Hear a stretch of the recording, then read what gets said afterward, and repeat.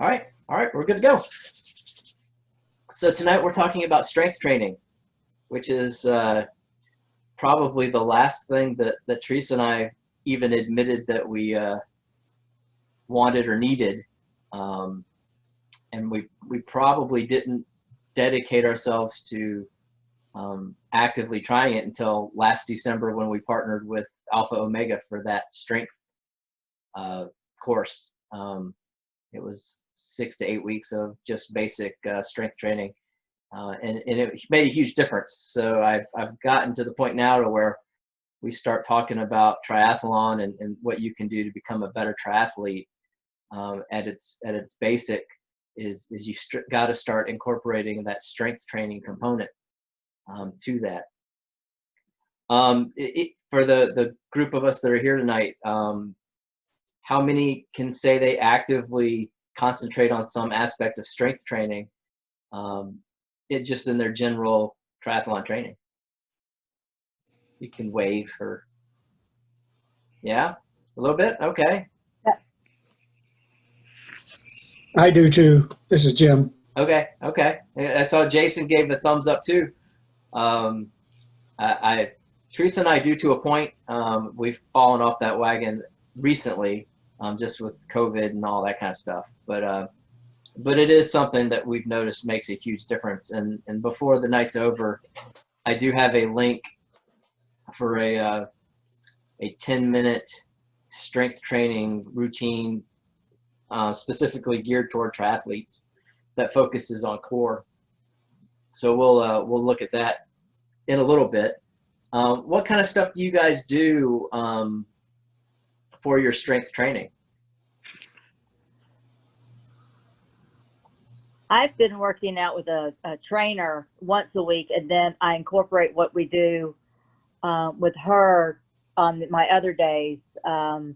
A lot of upper body, squats, planks, push-ups, kettlebell, a little bit of this, a little bit of that, a little bit of everything. So you're having a dedicated day at the gym with a Yes. personal trainer, and Yes. have you noticed a difference going once a week? Yeah, I have. It's definitely helped me build my endurance a little bit more and my power. I feel a little bit stronger. What was your goal? Why did you decide to start going? Just the general fitness. Just Okay. that's part of it. It's it's all part of the fitness. You can't just have endurance and running without having muscle strength. So Right. just the whole package. Okay. Anybody else?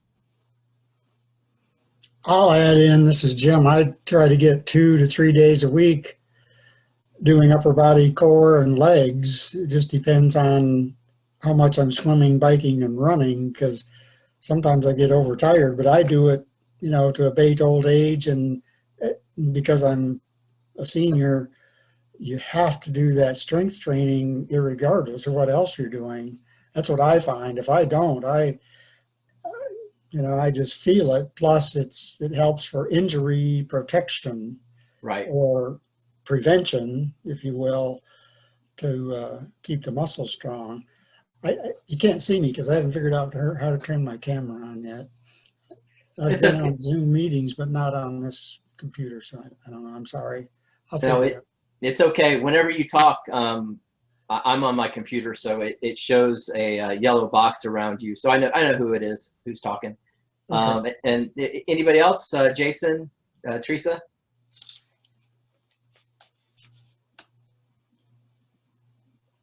Jason, you're still on mute. You're muted.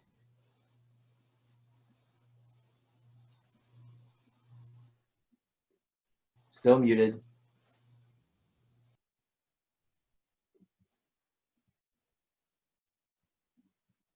Patrick, if you go over his picture, can you? No, it won't. Okay. It won't let me.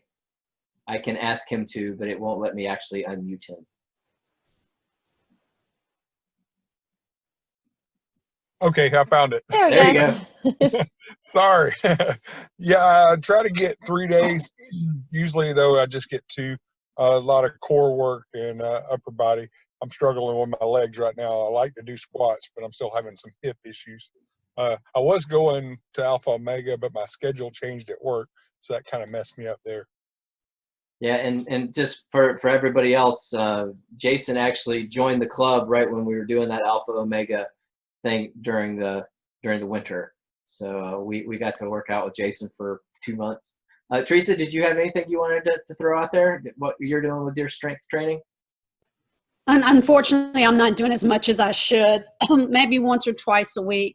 I haven't been able to get into the pool, even though UWF was open. So sometimes I've been doing the bands to work out for swimming. But actually, I did go swimming today. I did 2,000 yards today. But just in just weights or squats or some of the structured strength training that I get from Tripossibilities. I try to do that once or 2 or 3 times a week. Okay. Hess? Well, like you said, I think strength training was probably one of the easiest things to forget to do, just because it's not kind of one of those core things that you think about all the time. While, yes, you need it and you know it in the back of your head, it's not like, oh, I should do my squats because it's going to make me a stronger cyclist, or I should do push-ups because it's going to make me a stronger swimmer. A lot of times I just get it in my head, like, I just need to swim more to be a stronger swimmer. I need to run more to be a stronger runner.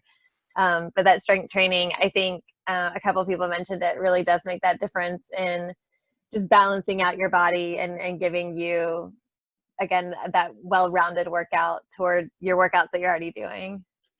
Right, and Jim actually brought up a couple of the points that I was gonna hammer in after our little brief talk about the benefits of strength training, and that it reduces your chances of injury because you're focusing on muscles that you may not be focusing on during your swim, your bike, or your run. So by incorporating those strength training movements, you're reducing the possibility of injury. And you, Teresa, just mentioned the balancing out that you see from it. So the problem I have, if we're just swim, bike, and running all the time, and it doesn't happen often, but like for cycling, if we have a cycle heavy week, my quads are just ripped and nothing else is. And that causes problems with my knees because my hamstrings are so under strength and my quads are so over strength. That push-pull causes problems, so that the strength training that you can incorporate helps balance out some of those deficiencies. So it's a really good opportunity to start listening to your body and really assessing your where you're proficient or deficient in the strength department. I think Valerie mentioned the extra feeling of power you get as you start to build that strength. It's a confidence booster too. So those are all things to consider as the basic benefits of strength training. I enjoy the fact that a toned Patrick is a lot happier than a flabby Patrick. So I mean, that's just my own little vanity coming through, but it's kind of nice to go to the gym and get a good workout in and feel accomplished and start to see the differences in your body and know that it's because of an additional healthy habit. So anyway, just some basic, very, very basic benefits of strength training. You guys are already incorporating it into your weekly exercise. So I know we're all doing it different intervals, once, twice, 3 times a week. It's important to find that balance for yourself. Jim, I think you mentioned that you try to do it 2 to 3 times a week, but it's hard if you get overtired depending on what else you're doing. And that's a completely valid concern. You don't want the exercise to become unhealthy for any stretch of the imagination. Something I have found recently, of course, it's been so hot, and if I swim 2,000 yards and then bike 30 to 40 miles, you get dehydrated despite just still slamming water. And then like the next day you do a strength training and it's like you're kind of feeling zapped, or the day after that. And so then if you do a run and you get dehydrated, you know, it's just, I have found it challenging here recently with the heat to do everything and then feel like doing everything where you get a good quality workout. And I could add, you know, I recently, you know, I had always used a fitness center, but because of COVID, I stopped going there because I just felt like there was too much risk. Right. So I bought some weights and a weight bench and stuff, and I do it here at home. So I don't get as great a workout as what I would like at the fitness center, but I'm still getting something done. But I'm anxious to hear what you're going to add to it, so maybe I could do more with just the free weights and things that I have here, because I don't have the machines that I was used to. So based on what you just said, you don't feel like you're getting as good of a workout at home because you don't have access to the machines. Is that? Yes. Okay. Now I don't typically use a lot of machines because I use free weights. Right. But there are a couple machines that, you know, help you with your lats and things for swimming that I find it's hard to do. But I need to do some more research or some more listening, and that's why I signed in here tonight, just to see what somebody else may be doing or recommend that I've got to figure out. Okay, and we'll talk about some of that stuff in a minute. I'm just taking a note because I have some stuff I want to show you since based on those comments. So you're right. There are some machines and some safety concerns that are different at the gym versus at home. So if you're at home and you're doing your free weights and stuff, we've got all the free weights and we've got the bench and the bars and all that. And it's hard for me to get excited about doing it at home. So like squats, everybody here should be doing squats because it's a large muscle group. It's going to help you in your cycling. It's going to help you in your running.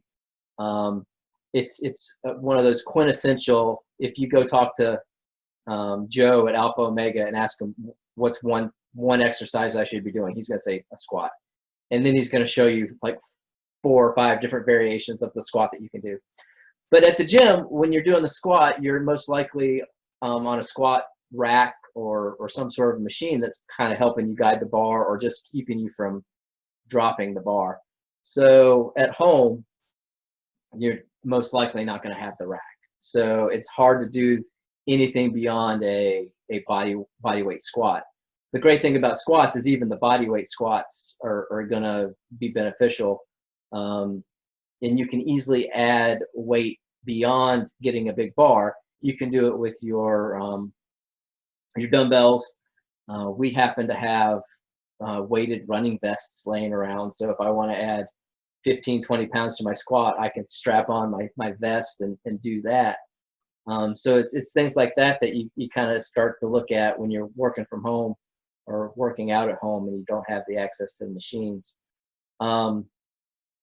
So I tend to watch a lot of YouTube if I'm trying to learn new exercises or alternatives to exercises. You mentioned the lats. So one of the machines that my Teresa fell in love with when we started going to the gym was the Lat Pulldown, because she did it for like 2 or 3 days and then went and swam. It's like, oh wow, you know, now I can really feel when I'm using my lats because she's been actually working them out. So I completely understand the desire to figure out options for those type of exercises. So if you guys have some recommendations along that line, I'm going to pause real quick and grab some stuff out of my kitchen so that I can show, just to get you some options to be able to do some of that strength training at home. Let me disclaim this with, I am not a certified trainer, and I don't think anybody on this call is.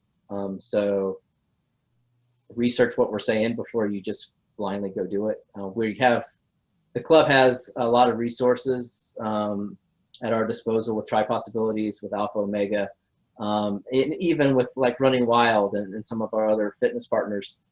There's a lot of information and education out there that we have access to. So Just give me a second, Teresa, if you'll continue on. Yeah, so I'll be right back. well, I was going to mention that one of the things that's really important with strength training that I think is really important to remember is just like everything else that we do, it's about the position of your body. So that's sometimes why it's easier in a gym, is because you've either got somebody that you can ask and say, you know, you can go to one of the coaches there or the professionals there and say, you know, how do I do a squat better? How do I do my lifts correctly? How do I utilize this machine correctly? And so you've got some guidance to it. And you've usually got mirrors all around you. So I don't know how many of us have just like a room full of, you know, full length mirrors where we can watch everything that's going on in our body. And that's why it's also kind of good if you're doing your strength training to do it with somebody else, so that they can also watch you. I know, you know, that's one of the things with Patrick and I is because of my knees, because of my hips, I tend, like on squats, it's a really great example. I tend to favor to a side, and so I get very off balance.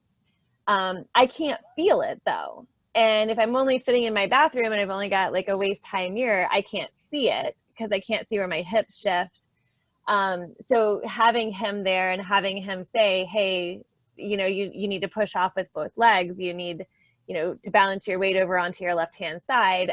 Stop favoring that, or even just to ask me, just to say, why are you favoring that side? Or why are you doing this thing? Or why is your body off a little bit? So with strength training, I think it's, again, just like any other training that we do, one, it's really good to have somebody else there with us for safety, first of all, because anytime you're going to lift weights, especially if you're doing upper body, eventually that weight's going to go over your head in some way, shape, or form. Whether it's, you know, pulling this way, whether it's pushing this way, it's going to end up over your head. And to me, that's just a scary place to be. Like, I don't want to do that by myself. Even if you're not having somebody who's lifting with you, just having somebody who's kind of like knowing that you're doing it.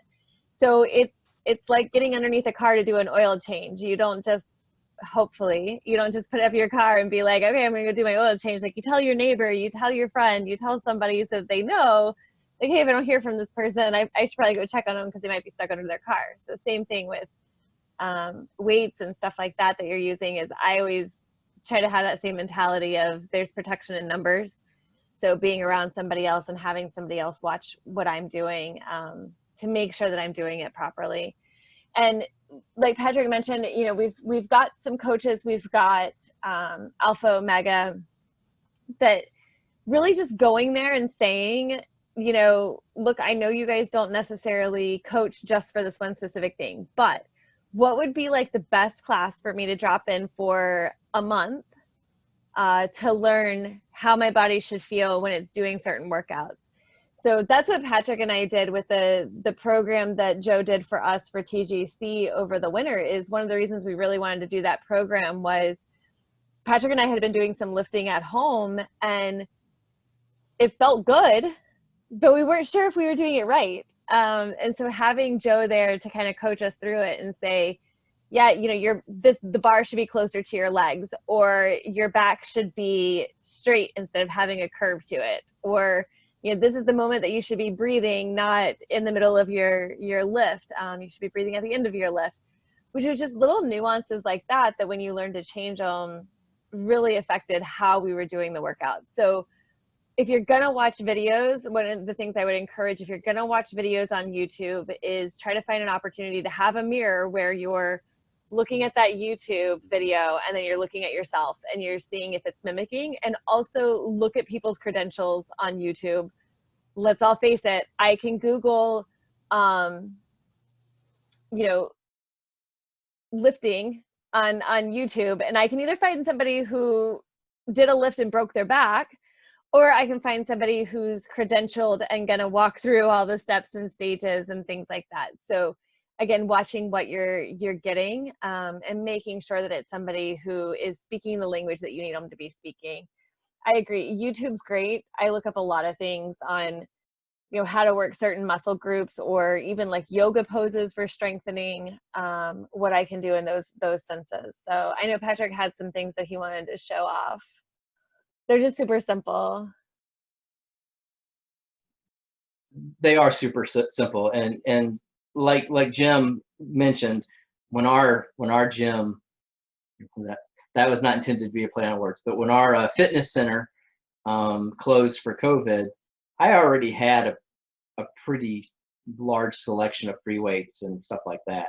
And it turned out that the items or the movements that we should be doing to strengthen core and to strengthen less used muscles for triathlon, you can achieve with the elastic bands. And Teresa may have mentioned elastic bands earlier. So I'm gonna back it back out so you guys can actually see, because this seems to be zoomed in. Okay, so the great thing about these things, I think We have them everywhere around our house. That's Right. the great thing about these things. So these were recommended to Teresa to strengthen her like with your knee and stuff, right? So you use these to do lunges and things like that and strengthen that area. So anyway, I had some problems with my shoulder a while back, and it was recommended to me to get some of these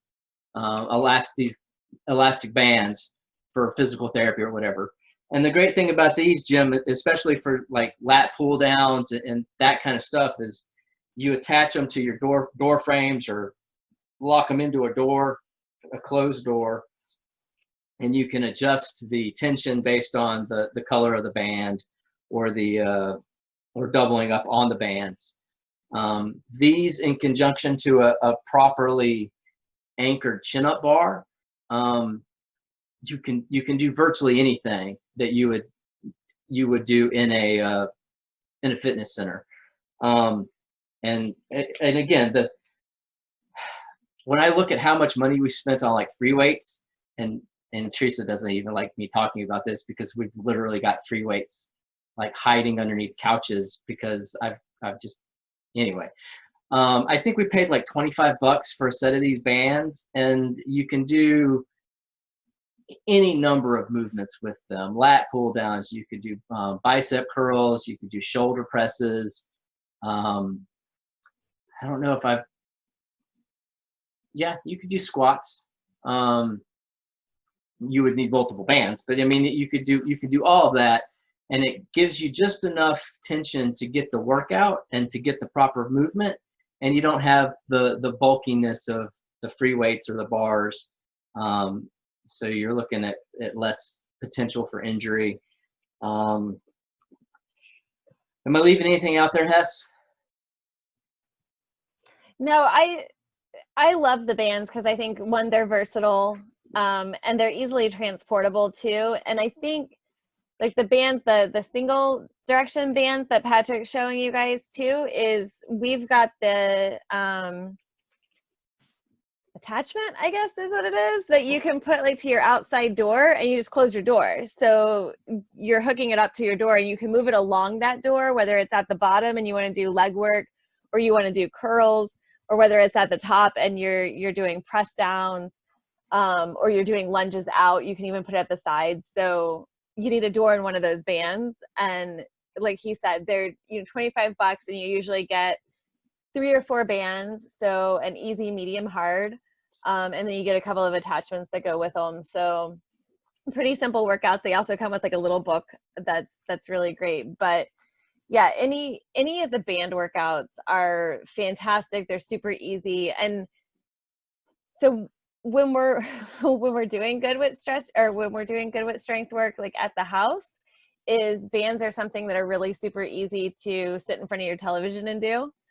So I always look for like workouts that I can do near sight of my couch, I guess would be a good way to put it. So having those workouts that it's just the band's right there, and you get up to refill your water or whatever, you put your band on and you do 10 squats before you sit back down, or before you get up to go do something else. So it's really super simple. Well, and one of the things that I like too is it's easy to scale up. So if you're just basically starting with the basic push-up, sit-up,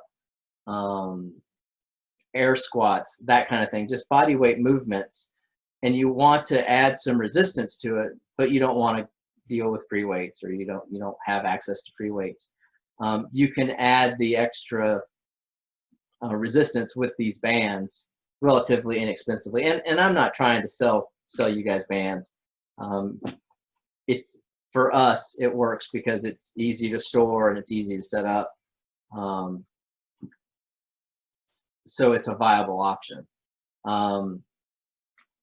When you're trying to do stuff at home, even just adding the variety, it can give you a better range of motion in your exercise, which is important. It can help you with your technique, which is super important. And it can help you build your strength rather than injure yourself by trying to lift. If you jump from, I don't know, 100-pound squat to 150-pound squat, you're going to hurt yourself. But if you can ease yourself into it, it's going to be helpful for what it's worth. I'm just happy that I got to play with my my exercise equipment. It's been hanging on the back of a door for a while, so it was nice to get it down and remind myself that we had it. One of the things, I just put a quick link. So this is just a quick link to a website that's pretty good. It has a gallery, it has the showing of the motions for the bands and stuff. But one of the things I want you guys to notice too is it's simple movements that you probably already do. So adding a band to your squat, or adding a band to, I don't know, I call them tabletops, but where you're laying on your back and you lift up your hips. So adding band movements to those, like Patrick said, just gives you that little bit more resistance working up. So it's a good example of.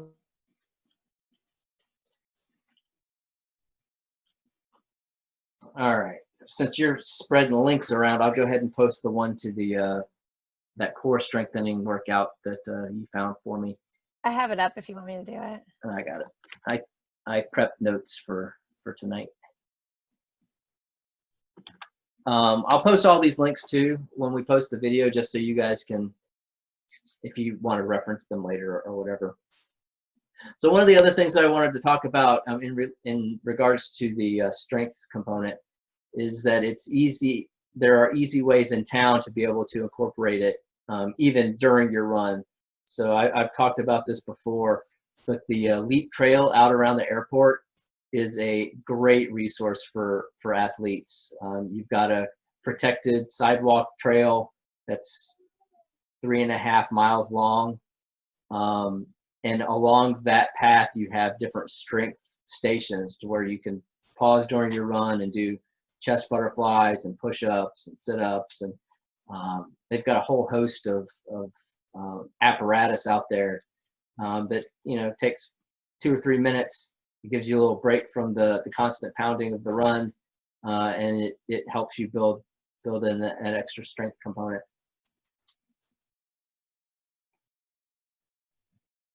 Teresa, were you going to say something? Okay, all right. So I wanted to mention that the parking for that's the Roger Scott pool or community center, I guess. That's a good place to park to be able to go and do that. And there's 5 or 6 stations along the route. If you've never tried it, it's a good run. It's an even better full body workout. So one of the things that we keep coming back to for tonight's discussion is the importance of core strength.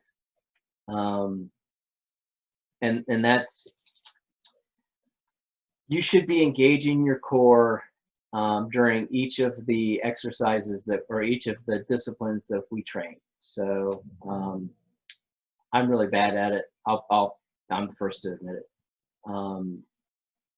And it's gotten to the point now to where I know when I'm not engaging my core, because that's when my shoulder starts to hurt or my back starts to hurt. So the core movements are going to be a good place to start if you're going to incorporate strength.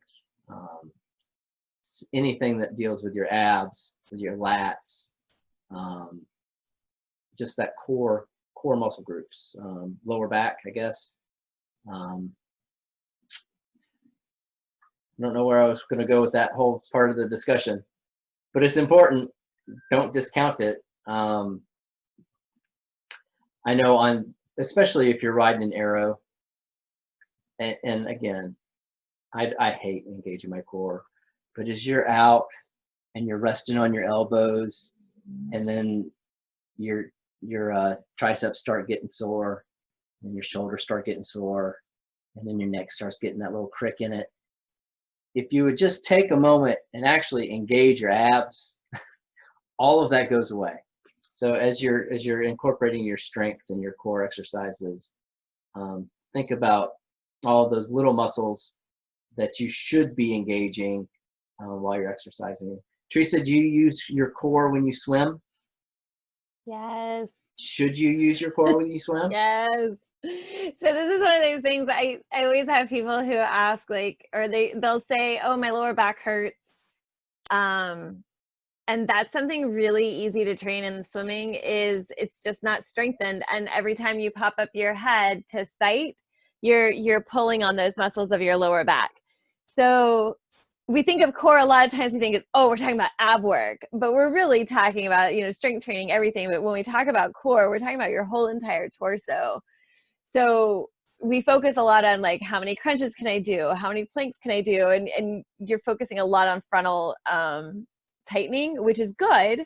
It does help on things like the bike, because if you're an aero, you're basically in plank mode on your bike for however many miles you're going to sit like that. But in the swim, those little things, being able to look up, being able to stretch out, your lats, and that's where your pull is. So if you're hurting in your shoulder on your swim, you're not engaging your lats far enough. So building up that, like Patrick said, so that you're even using it, because I swam for years and was like, I think I'm doing it right. And then I actually started building my lats stronger. And all of a sudden I realized, oh, that feels, my arm, my pull feels completely different in the water. But little things, one of the greatest things you can do to strength train on your lower back for the swim is lay on your stomach and just Superman. So Superman's where you lay on your stomach and you're going to lift up your arms and your legs, just put them both straight out. So your legs are straight out, your arms are straight out, and you're laying on your stomach, and you just Superman back and out. And it's a good stretch, as well as helping to strengthen, and just see how long you can hold it. So if you're doing plank, let's say for 30 seconds, then try to work up to doing Superman for 30 seconds. And you're countering that muscle set. So you're working a frontal muscle and you're working a back muscle. And it's really going to help you a lot in things like the swim, just for sighting, just for not having that pressure on your back. The other thing in swimming, as far as strength training, besides, of course, it makes sense, like your arms, your lats, those types of things. But also, if you're going to use like a long sleeve wetsuit or a wetsuit that has full leg, is, again, getting used to what do you need to strengthen in order to put your body into the right position. So if I have a full sleeve wetsuit on, I'm going to need, stronger arms, stronger lat muscles, because I'm going to have to pull that whole entire neoprene down, and I'm going to have to engage my whole body to do that. Same thing with my legs. If my legs are floating up, I've got to change my head position. So I need to work a lot of my shoulders and things like that in the swim. So also a good thing to notice when you're out doing whatever exercise it is that you're doing, what kind of hurts.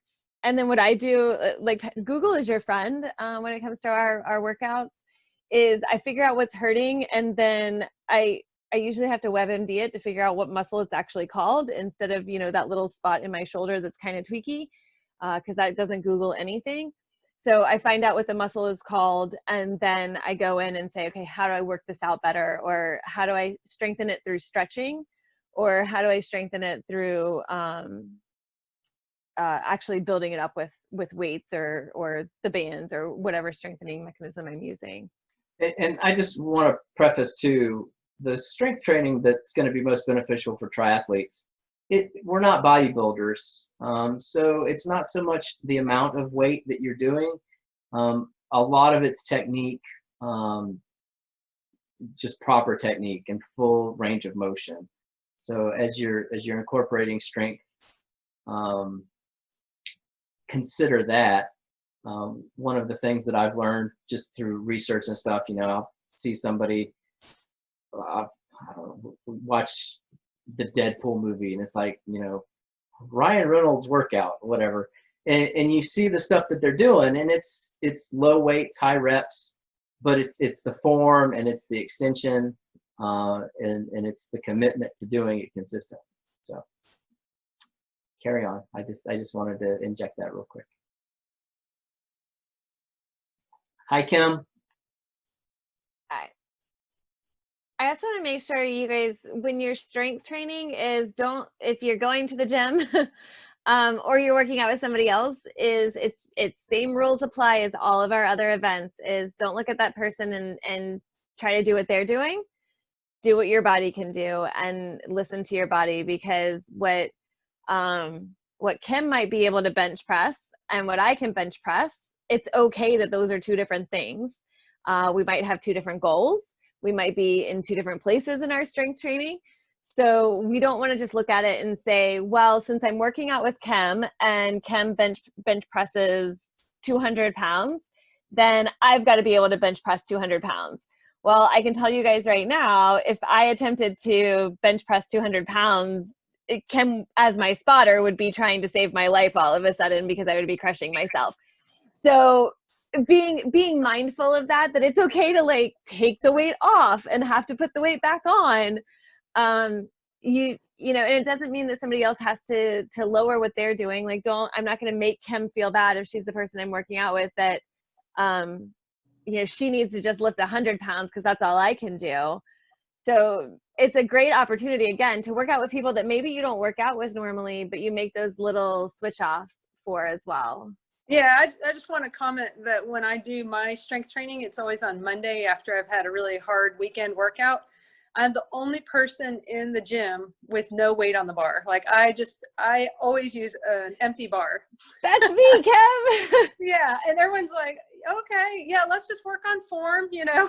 And I was like, I just want you to know my legs are already trashed, so I'm just going to do what I can. Well, I understand I understand where you're coming from, but most of the people in that gym also know that you're working out with a 35-pound bar. I mean, it's not like you're just, you know, lifting 10 pounds or whatever. Actually, I often pick up the 15-pound bar. Oh, okay. All right. Well, I was trying to help there, Kim. Thank you. Yeah. Well, and sometimes too, it's about repetition. So not always just weight, but just that repetition of doing it. And I'm sure, like, the first time I walked into Alpha Omega, Joe looked at me and he's like, oh, you're a swimmer. You should be able to do this. And I think it was like 55 pounds. And I went to go and do whatever it was. It was some kind of lift. And I don't remember what it was, but I went to go and do it. And I just looked at Joe and I was like, yeah, I need you to make this not 55 pounds. Because it wasn't going to work for me at that rate. And so even though people had that assumption that I should have been able to do it, I just wasn't there yet. I hadn't used my muscles in that way at that time. So being mindful of that as you work through it. So Jim, now that you're getting used to working out at home, are you going to go back to an actual fitness center, or are you going to continue just doing it at home? Well, I'll probably continue to do it at home for a while until this COVID thing is over. But what you mentioned, or Teresa mentioned, you know, the lat pull-down machine, that's the one I miss the most. If I can find something with bands, like what she said, using the door jamb with a band, and I've got some bands, that I might be able to fashion something to replace that, to do the lat pull-downs. So the way our anchor system works, it's just a nylon strap and it's got a little sewn in ball. So you put the ball on the other side of the door, close the door, and it won't pull through the door jamb. Okay. And I mean, that gives you the downward trajectory that you would want with the lat pull downs. I can actually, I've got some extras of these. I'll throw a couple of those in my try bag for Friday's swim. Give you something to try. Okay, thank you. Yeah. And for like what we have, you can also So just again, remember your body positioning. So if I put my kitchen chair or if I sit on the floor by my door, I've got, you know, my straight pull down. So I can change my position based on that. Because if you're standing all the way up, you might not have quite as much pull as you would normally like. So just remember too, when you see people doing, like if you watch the videos or things like that, like making those small adjustments, if you think, well, what does this look like when I do this exercise in the gym? I'm usually sitting on a chair, a bench, and I'm doing my pull down. So how do I recreate that in this environment? But it's definitely something to look at. Okay. And that's, And you know, the form, and like you said, you know, you don't have the mirrors because, yeah, and I've got a pretty good weight book, but, you know, and I do use videos, you know, on how to target those muscles, but it's one of those constant things. You got to keep after it, especially when you're a senior. You mentioned being a senior, and then you're also talking about you're swimming your 2,000 and 3,000 yards and then going on a 40-mile bike ride. And right now, there's no keeping up with you from my perspective. You know, so don't sell yourself short. That's where I'm coming from. Okay, I understand. Yeah, and I wanted to comment about that too, is if I take off, like say 2 weeks or more, you know, like for a while they had the gyms closed, and then go back, I'm usually sore the entire week. And even the workout itself doesn't feel like it's that much. And then the next day and the next day, I'm like, wow, I had no idea what I just did. So I find if I'm very consistent doing it every Monday, I recover the next day or at least 2 days. But we might all be in the same boat with that. Yeah, that happens. When the very first time I convinced Teresa to do squats was day one of a 7-day cruise. So we like got on the boat and I'm like, hey, let's go to the gym. I want to show you some stuff. And I had her do like 3 sets of 10 or 15 squats. I don't know, lightweight. And she complained for the entire 7 days about how sore she was. That's pretty much, yeah, I don't think it all was the time. entire 7 days, but I it think was a good while. Yeah. Yeah, So, yeah. that's pretty much what happens to me. Yeah, and I think it's definitely something that you have to plan into your day depending on what kind of strength training you're doing. Like when we were doing, you know, more really set programmed strength training, it was, you know, Tuesdays we do arms and Wednesdays we did legs, and you had to make sure, because like I'm a 2-day healer. So if we were going to race on Saturday, I had to stop strength training at least 2 days, you know, so I had to stop by Wednesday in order to use Thursday and Friday to recover, because those were going to be my pain days. And so just kind of knowing that and knowing, you know, what you can push your body to. We don't do it all the time, but I love this concept and I really want to reintegrate this concept. But one of the things that Patrick did, because we're working from home a lot, so we're not going into the office. And I found with me not going into the office, I don't move around like I used to, because I used to constantly have people coming in my door or people asking me to go someplace, and I was running up and down my stairs at the office and that kind of stuff. So now I don't have that. But one of the things that Patrick set up is on our smart house. So with our Google, he set it up to where it gives him like these hourly reminders, and one day's a leg day. So like Mondays, Wednesdays, and Fridays are leg days, and Tuesdays and Thursdays are arm days, or however it's set up. And so it tells him like on the hour, do push-ups, do crunches, do your Supermans, do whatever it is.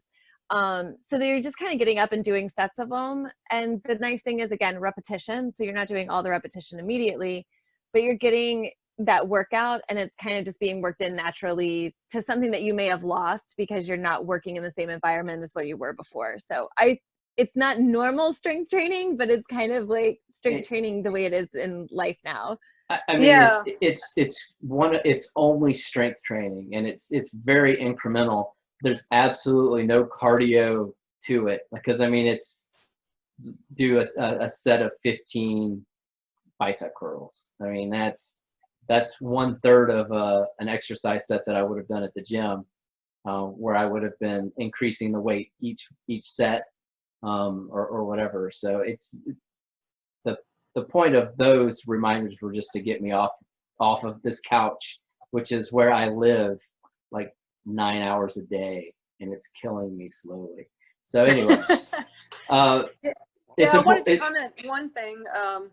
I actually ran the double bridge run very sore from CrossFit, but I decided I was okay with that because I viewed it as a B race. You know, if you have races that you're doing where you're not as concerned about, you know, having your top performance, that might be okay because you still may need to build that strength for a purpose. In my case, it was a hamstring injury, and I thought it was more important to work on strengthening and getting rid of that injury than to necessarily, you know, have my best race. So I think that's another perspective you can have.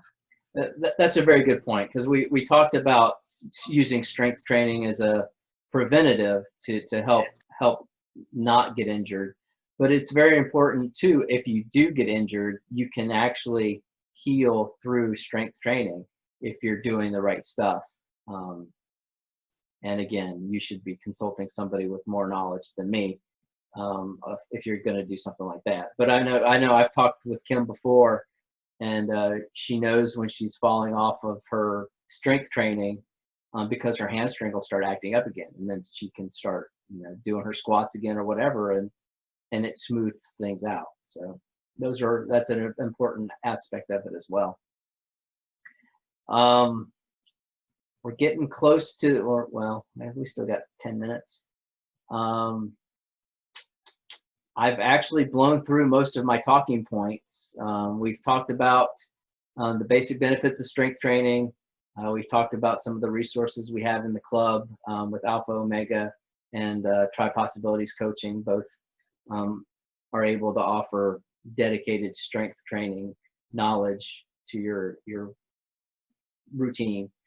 I'm a big fan of incorporating strength into your weekly exercise. So we shouldn't all just be swim, bike, run, repeat. We should be swim, bike, run, stretch, strength, recover, repeat. And I'm running out of fingers, but I mean, those are all things that as a healthy athlete, you should make a point to incorporate.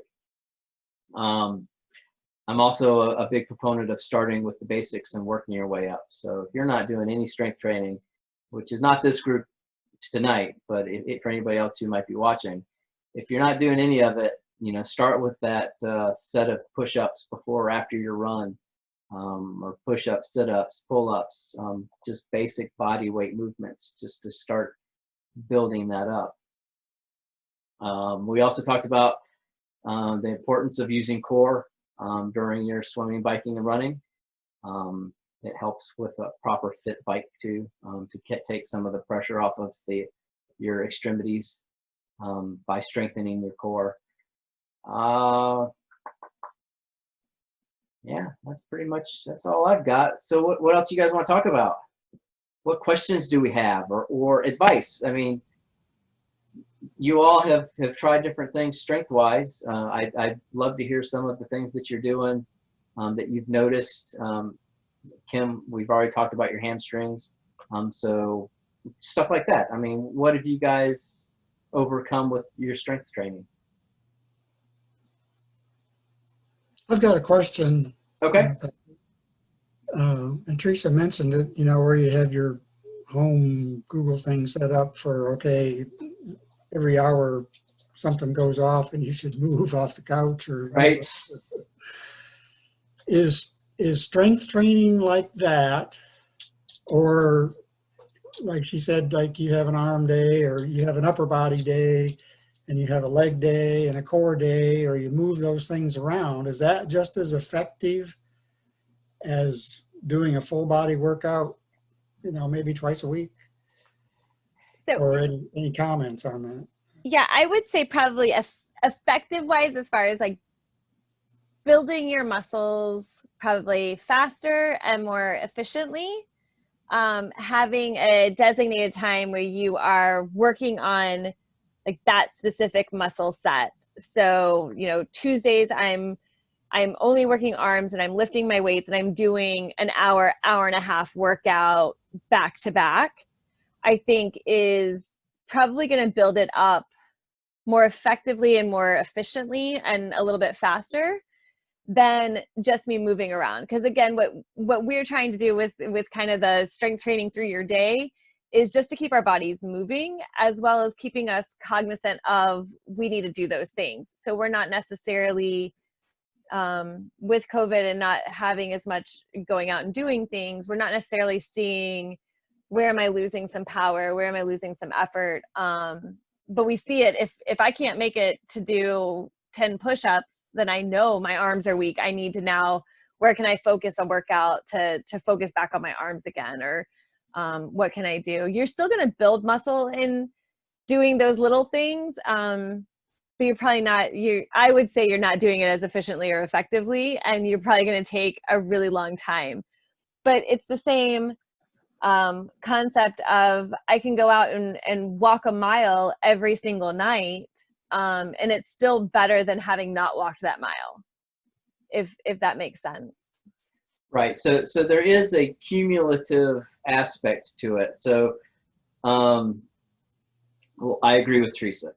If you can dedicate your hour, 1 hour, 3 times a week to your strength training, your heart rate is going to be up for a longer period of time. You're going to be burning more fat. Improving metabolism. Right, and that improvement in metabolism is going to carry well past that hour. So it's going to be a more efficient way to do it. If you're just incorporating, a set of strength movements here and there, you're getting positive benefits from it, but it's not going to be as big of an impact as those dedicated workouts. Okay. But the cumulative does help. I mean, you hear people see a benefit, like if you park at the long end of the parking lot and walk into a store. You're getting more exercise that way, and those types of decisions add up during your day.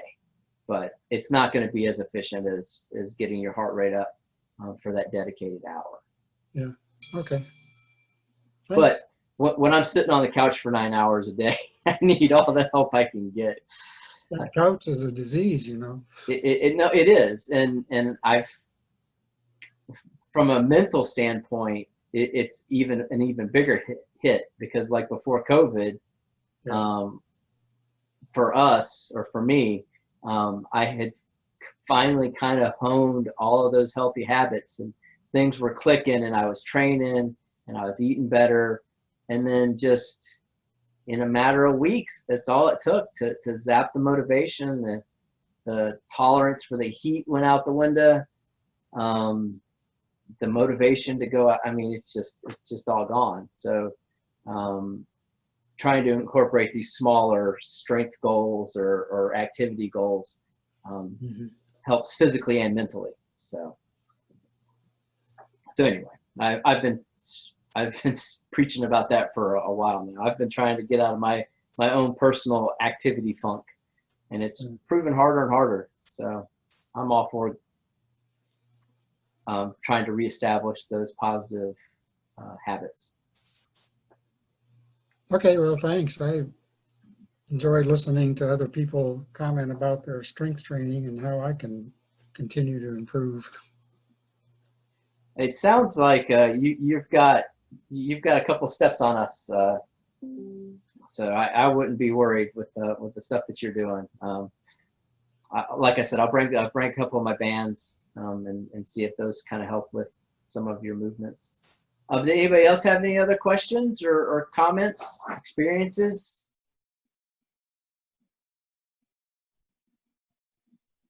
Don't everybody jump up at once.